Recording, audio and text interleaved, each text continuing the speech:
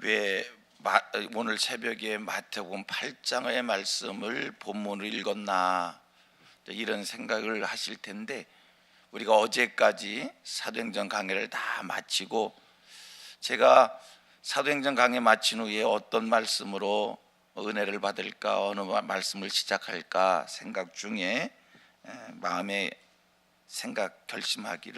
결정하기를 당분간 우리 교회가 매일 성경으로 말씀 묵상을 합니다. 전 교인들이 매일 성경이라고 하는 이런 책으로 큐티를 매일 해 가고 있습니다. 그래서 새벽 설교를 이 매일 성경 일과에 맞춰서 그렇게 계속 해보려고 합니다.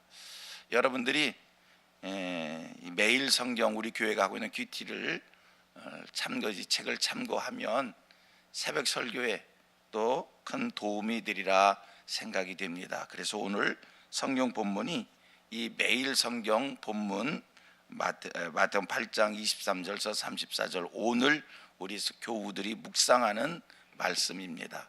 오늘 설교 들으시고 집에 가셔서 한번 이 매일 묵상, 또 여러분들이 묵상하면 또 나름대로 또 은혜가 되리라 이렇게 생각이 됩니다. 오늘 본문 말씀을 마태복음 8장 23절에서 34절까지 쭉 읽었는데, 이 말씀에는요 두 가지 주제가 설명되고 있습니다. 하나는 23절로 27절까지 예수님이 제자들과 함께 갈릴리 바다를 건너가실 때 예수님이 탄 배가, 제자들이 탄 배가 큰 풍랑을 만났다는 거고, 그 풍랑 속에 제자들은 빠져 죽게 돼서 두려움에 떨고 어떻게 하면 이 풍랑을 헤쳐나갈까 걱정을 하는데, 예수님은 태평하게 깊은 잠을 주무셨다라고 하는 것을 말씀해 주고 있고요. 또 하나의 주제는 28절 이하 34절인데 바다 건너편 가다라 지방에 이르러서, 오늘 본문에는 마태복음에는 가다라 지방 이렇게 설명하고 있고요. 누가복음 5장에 오늘 본문과 똑같은 말씀이 설명되는데 거기는 거라사인 지방 이렇게 말씀을 주고 있습니다. 어쨌든 마태복음에 표현되어져 있는 이 가다라 지방, 이 가다라 지방에 이르렀을 때 귀신 들린 사람 두 사람이 있었어요. 이 사람 귀신 들렸기에 무서운 짓을 했고, 그래서 사람들은 그를 상종치 않는, 그를 경리한 그런 아주 두려움을 주는 존재였는데, 그 귀신 들린 자를 예수님께서 말씀으로 쫓아내셨다라고 하는 것, 두 주제가 오늘 본문의 말씀입니다. 함께 읽으셨으니까요. 여러분, 예수님이 갈릴리 바다를 건너셨을 때 일어난 사건, 가다라 지방에 이르렀을 때의 사건, 이 두 사건 속에 여러분 발견하셨나 모르겠는데 어떤 공통점이 하나 있습니다. 그 공통점이 무엇일까요? 어떤 공통점이 있었을까 발견하셨습니까? 그것은요, 예수님이 갈릴리 바다를 건너셨을 때 풍랑을 잔잔케 한 사건, 가다라 지방에서 귀신 들린 사람을 쫓은 사건, 이 두 사건의 공통점 하나는 예수님이 말씀으로 능력을 행하셨다라고 하는 겁니다. 갈릴리 바다에 큰 풍랑이 일어났습니다. 배 탄 사람들이 물에 빠져 죽을 지경이 됐습니다. 완전히 혼비백산했습니다. 하지만 예수님은 태평하게 누워 주무십니다. 예수님을 깨웠습니다. 예수님 깊은 잠에서 깨어 일어나시면서 하는 얘기가, 믿음이 적은 자들아 왜 무서워하느냐. 여러분, 세상 살면서 두려워하면요, 우리 예수님이 믿음이 적은 자들이라 하십니다. 살다 보면 이런 연유 저런 연유로 두려워할 일들이 있습니다. 갑자기 이런 문제 저런 문제 이렇게 생기면 가슴이 철렁하고요, 금방 망할 것 같은 생각이 들고요, 염려스럽지요. 이렇게 마음이 두근두근거리고 요동하고 걱정하고 무섭고 그러면 우리 주님이 뭐라고 그러셔요? 믿음이 적은 자들, 갈릴리 바다 풍랑이 일어나서 물에 빠져 죽을 지경, 흉형 파도가 일 때 당연히 두려워하지요. 아니, 흔들리는 배에 자기의 몸을 실었습니다. 이 배가 엎어질 것 같습니다. 당연히 두렵지요. 그래도 예수님은요, 두려운 마음을 가지면 뭐라고 얘기하셔요? 믿음이 적은 자다. 우리 성민교회 성도들은 누구도 뭐 이런 책망 저런 책망 받을 수 있지만 믿음이 적다는 책망은 받지 않기를 원합니다. 여러분, 우리가 이런 야단 저런 야단 맞을 수 있지만 기본적으로 성도가 맞지 말아야 될 것은 믿음이 없다는 소리는 안 들어야지요. 믿음은 산을 옮기는 거고요. 믿음은 천국 가는 거고요. 믿음은 하나님의 능력을 경험하는, 모든 하나님의 능력을 경험하는 기본인데 믿음 없다는 소리 들어서 해야 되겠어요? 여러분, 돈이 없다는 얘기 들을 수도 있고 지식이 부족하는 얘기 들을 수 있어도 믿음이 없다는 얘기는 듣지 않기를 원합니다. 이건 기독교인의 가장 귀한 게 믿음인데 그런 소리 듣지 않으려면 오늘 본문에서 하나 배우십시오. 뭐라고요? 두려워하면 안 돼요. 그러면 주께로부터 듣는 소리가 책망이 믿음이 적은 자다. 어쨌든 물에 빠질까 봐 두려워하는 그들에게 우리 예수님 말씀 한마디 합니다. 바람과 바다를 꾸짖어 잔잔하라 했을 때 예수님이 말씀으로 바람과 바다를 꾸짖어 뭐라고? 잔잔하라 말씀하실 때 그 말씀 한마디도 풍랑이 잔잔케 됐다는 거예요. 자, 거라사 이 가다라 지방에 이르르셨습니다. 귀신 들린 사람이 있었습니다. 몹시 싸나웠습니다. 아무도 그를 상대해 주지 않습니다. 예수님이 그들을 향해서 하시는 말씀, 귀신아 거기서 나와라. 이 말씀 한마디에 귀신이 거기서 나왔다는 겁니다. 그리고 돼지떼 속에 들어가라 라고 하니까 그 귀신이 돼지떼 속에 들어가서 이 돼지가 비탈기로 내달리다가 바다에 몰사했다. 이게 성경의 말씀입니다. 여러분, 예수님의 능력 말씀이었습니다.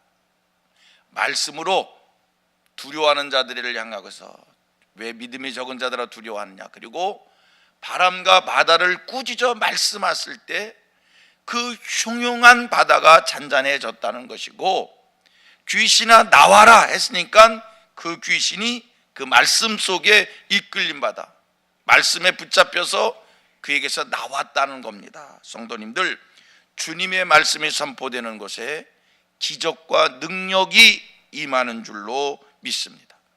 주님 말씀 선포되는 곳에 현실의 문제가 해결되는 줄로 믿습니다. 같이 고백합니다. 말씀이 선포되는 곳에 기적과 능력이 나타나고 현실의 문제가 해결됩니다.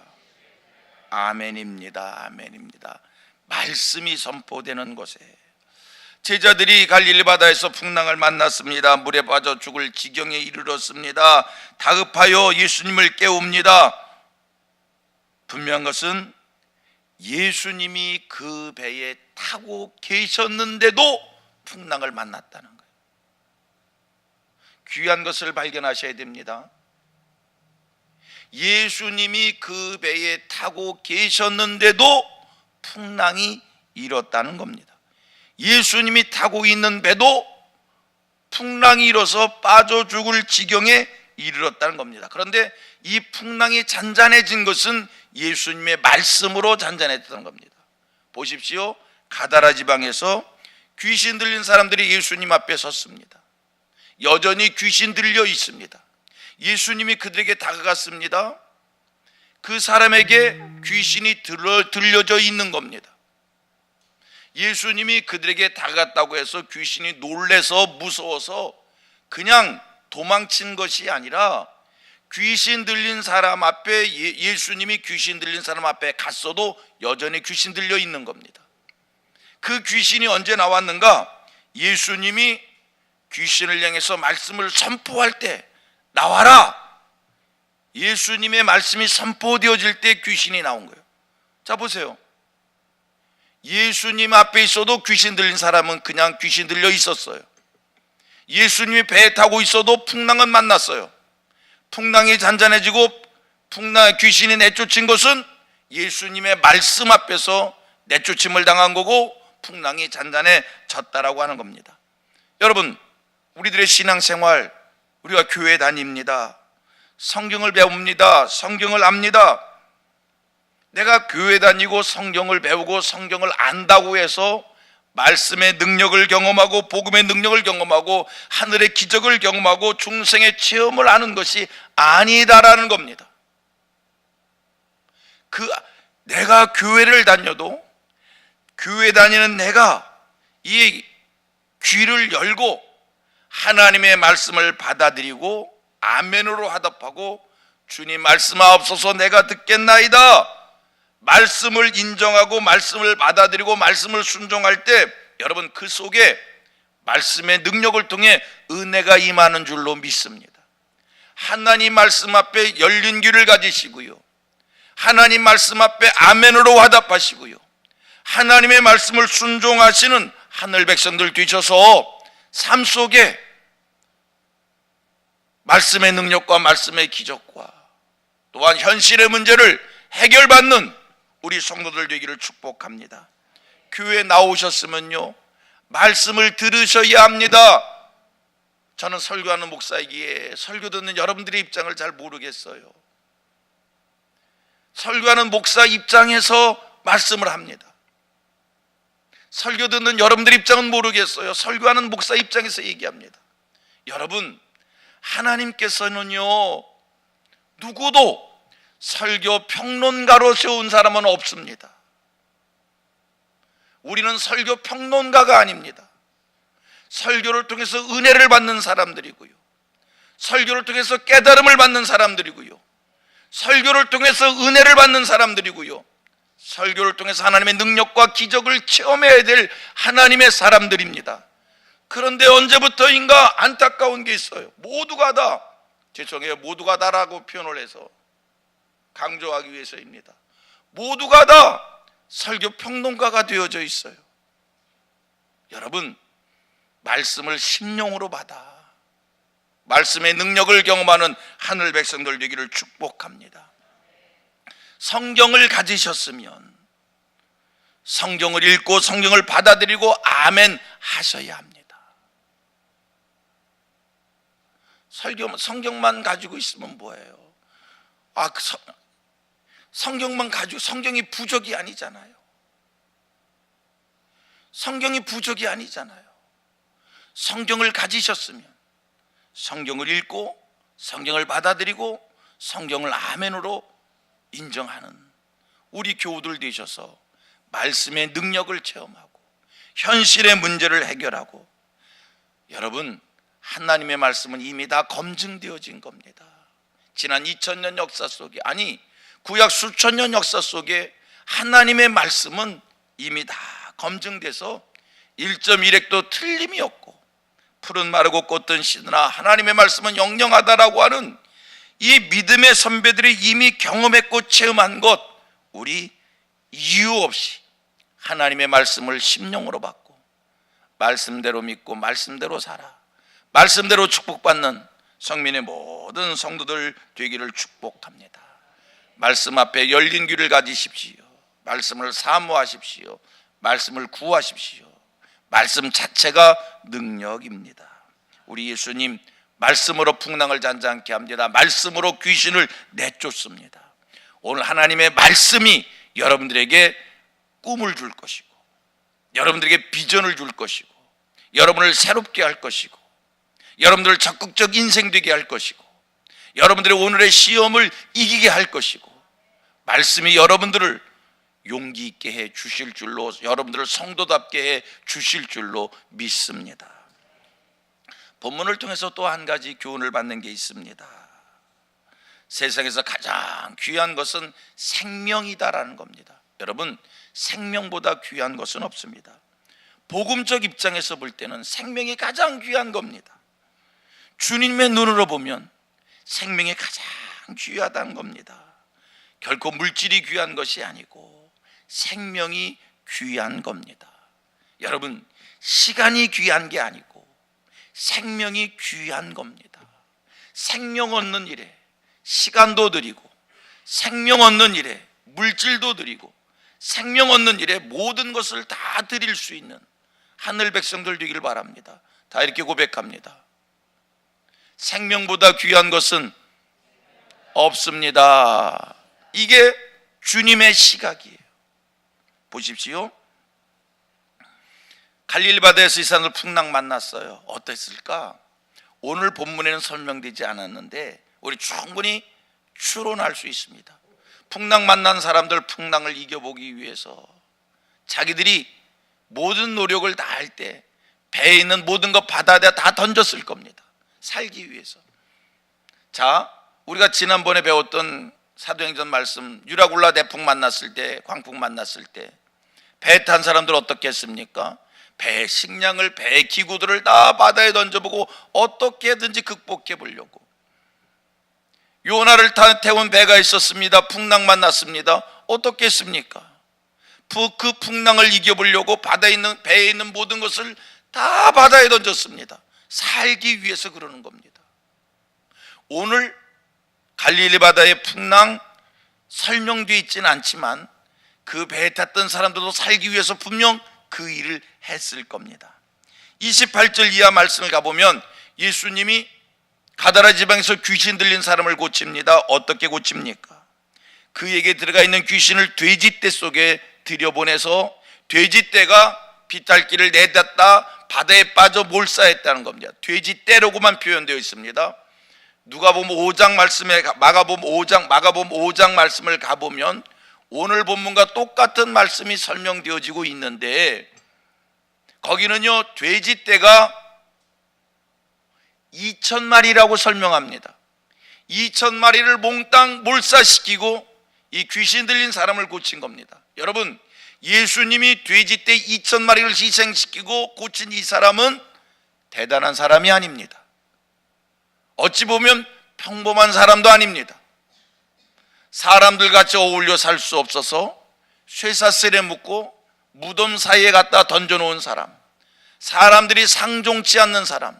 성경을 보면요, 이 사람 밤낮 무덤 사이에서 산에서 늘 소리 지르고 자기의 몸을 돌로 해하고 자각을 하고 아주 흉측스러운 자의 모습을 보이는 이입니다. 귀신 들린 자입니다. 공동체 생활을 할 수 없는 사람들입니다. 사람들이 무섭다고 그를 무덤에다 던져버린 사람입니다. 산에다 버린 사람입니다.